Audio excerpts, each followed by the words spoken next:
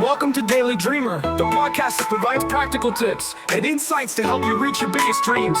Tune in for daily doses of motivation, inspiration, and actionable advice to turn your aspirations into reality. Whether you're looking to find clarity, boost your confidence, or stay on track with your goals, Daily Dreamer is here to guide you every step of the way.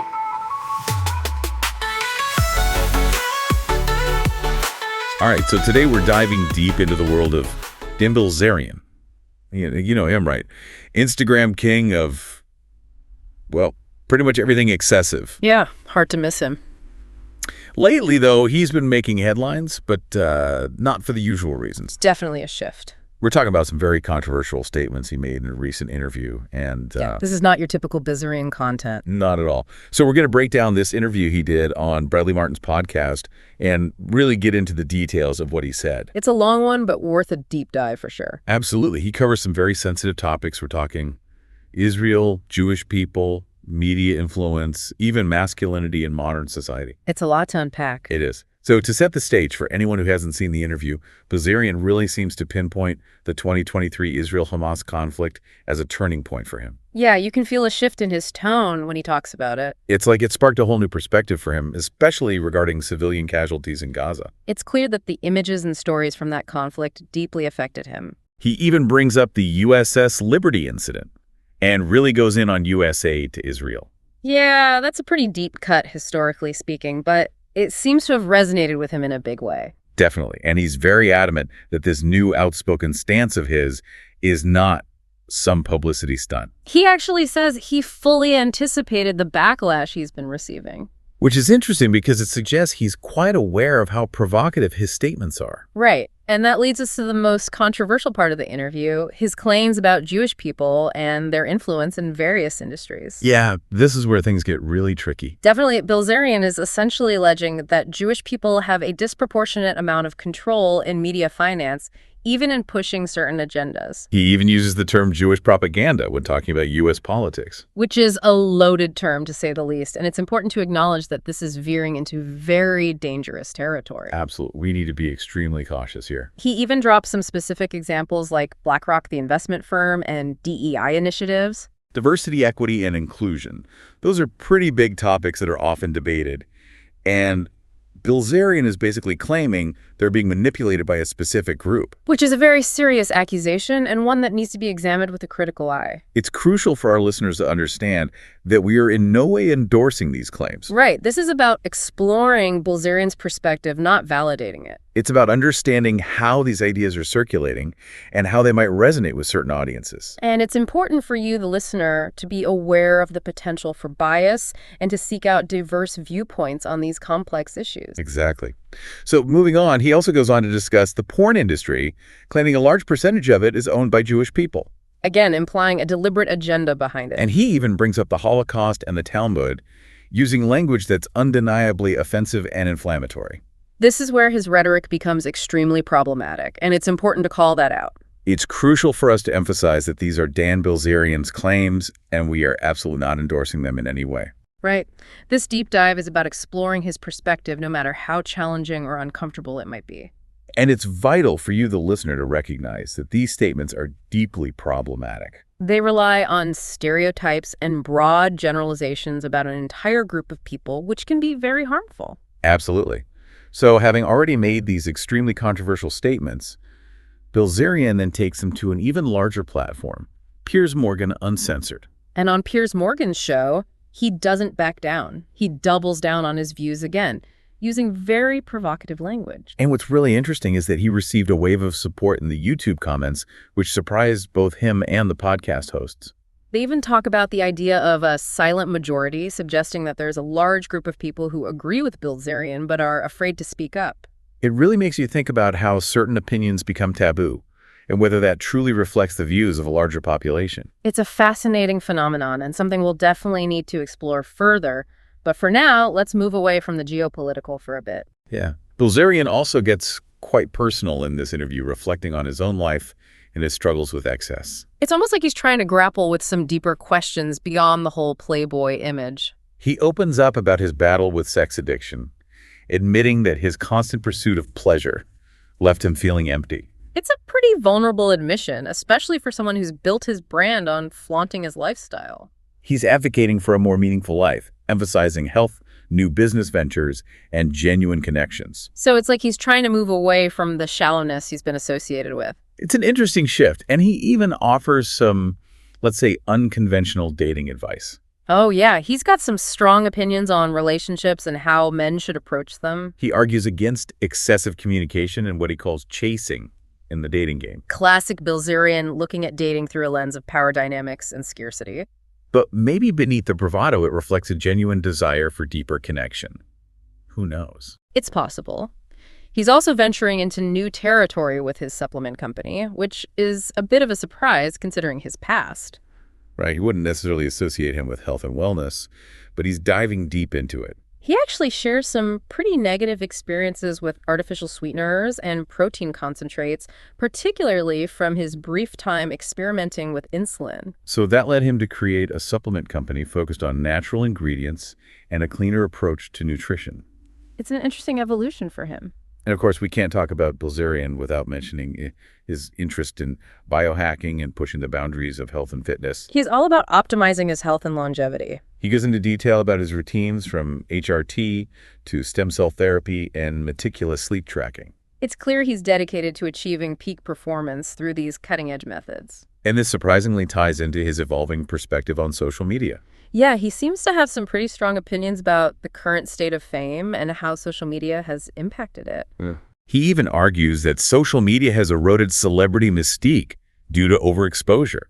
It's ironic considering he built his empire on Instagram. It is. He criticizes the pressure to constantly create content, the obsession with likes and followers, and how it leads to a lack of authenticity.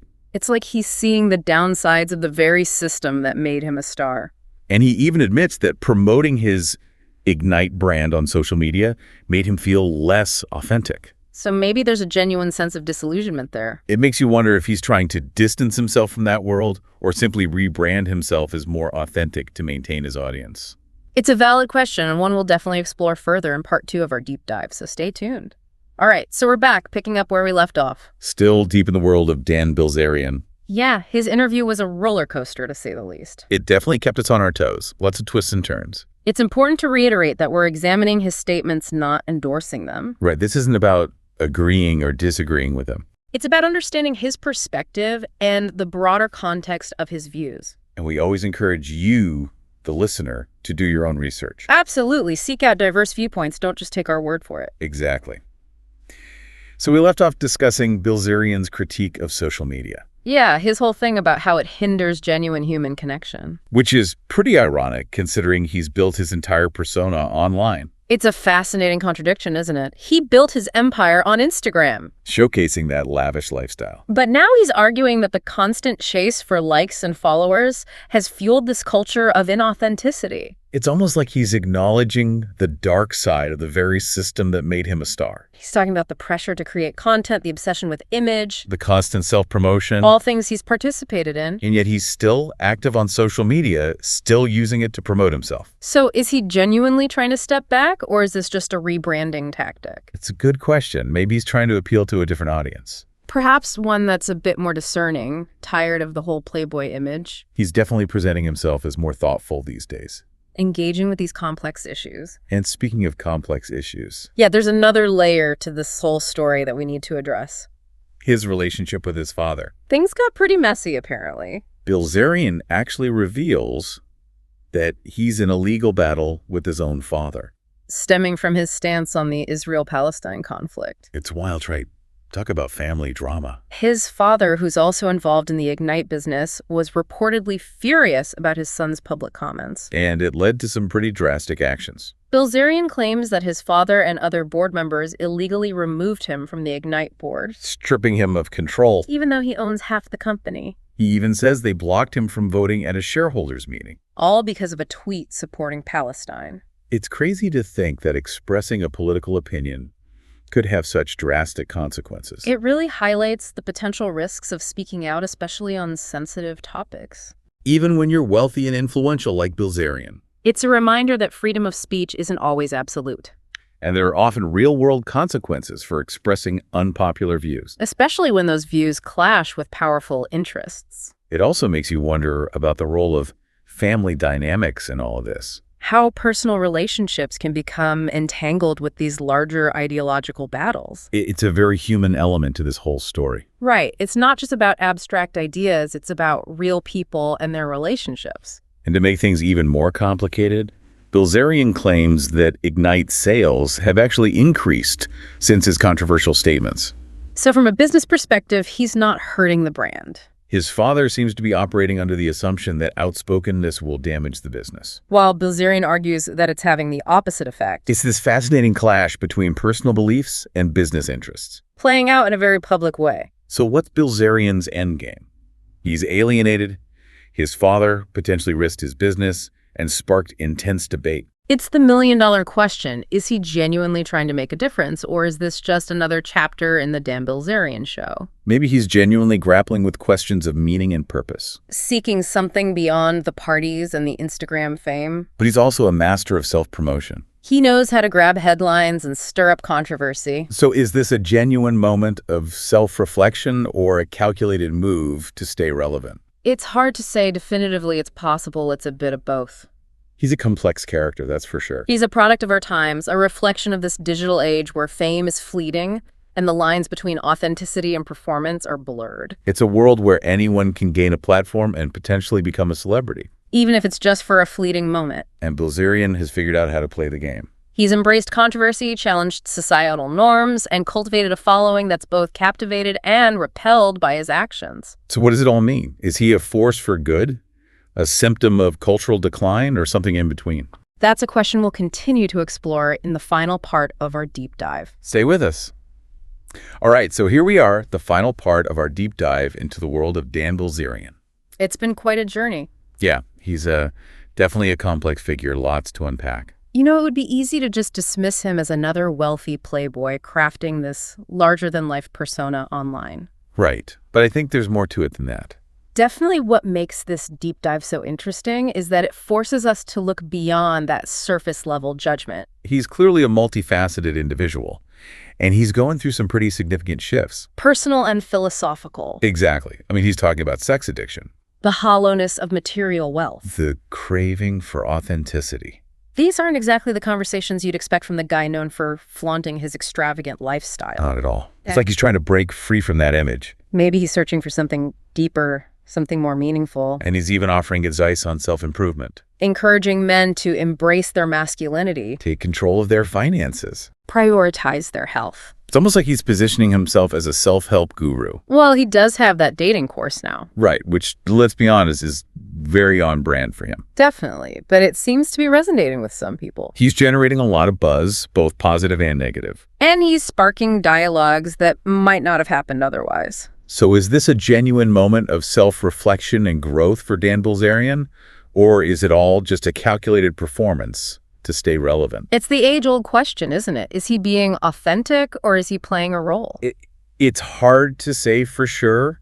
I think it's possible it's a combination of both. He seems to be genuinely searching for something more fulfilling. But he's also a master of self-promotion. He knows how to command attention and generate controversy. It wouldn't be surprising if he's using these hot-button issues to expand his platform. To reach a wider audience? Exactly. And that's the intriguing paradox at the core of this deep dive. We're left wondering if we should take his words at face value or view him as this shrewd strategist, always one step ahead.